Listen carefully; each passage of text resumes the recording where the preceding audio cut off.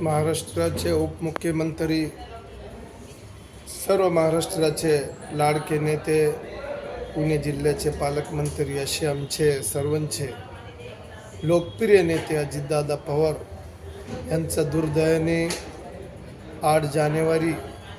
28 जानेवारी रोजी प्लेन दुर्घटनात त्यांचा मृत्यू झाला आणि सर्व महाराष्ट्राच्या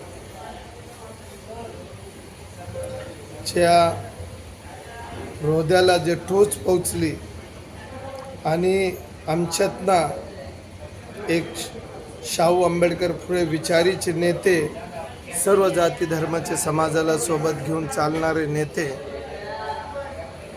वादा करून जनताचा कामच करणारे असे नेते आमच्यातना हरवले.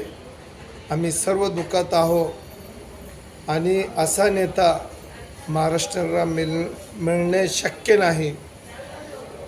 तर आज मी काय बोलू, माझ्याकडे बोलायला खूप आहे, परंतु या महाराष्ट्रामधनं असा दिग्वंत नेता जे हरवला आहे त्या महाराष्ट्र भरून येऊ शकत नाही.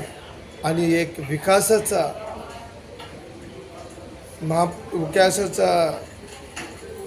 एक आमचे व्यक्तिमत्व अजितदादा आज आमच्यात राहिले नाही. मी सर्व पिंपरी चिंचवड शहराच्या वतीने, अल्पसंख्याच्या वतीने त्यांना श्रद्धांजली वाहतो आणि एवढंच सांगू इच्छितो की माझे सर्व भाव मित्रांनो, बहिणींनो, माझी सर्व लाडकी बहिणींनो, आज तुमचा आणि आमचा भाव हरवला. तुम्ही सर्व बहिणी जे महाराष्ट्रभरातील दादावर प्रेम दिले, पण आज ते आपल्यात नाही. सर्व बहिणीला न्याय देण्याचं काम ते सतत करत होते आणि बहिणींचं पण त्यांच्यावर खूप प्रेम होता. आणि सकाळी 6 वाजून उठून जनताची सेवामध्ये लागणारे असे महान महाराष्ट्राचे उपमुख्यमंत्री, पुणे जिल्ह्याचे पालकमंत्री अजितदादा पवार आज या प्लेन दुर्घटनामध्ये दुर्दैवाने त्यांचा निधन झाला.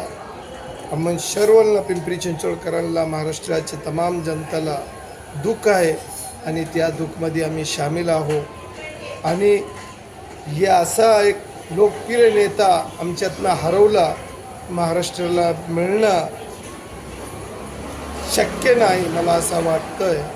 पण मित्रांनो, माझी तमाम बहिणींनो, पिंपरी चिंचवडकरांनो, हे दुःख कधी ना आपल्याला आपण विसरू शकणार नाही आणि कधी आपल्या नेत्यांना आपण भुलू शकत नाही. मी पुन्हा एकदा अजितदादांना पिंपरी चिंचवड शहर राष्ट्रवादी अल्पसंख्याक मुस्लिम समाजातील सर्व समाजाच्या वतीने श्रद्धांजली अर्पित करतो आणि थांबतो. धन्यवाद.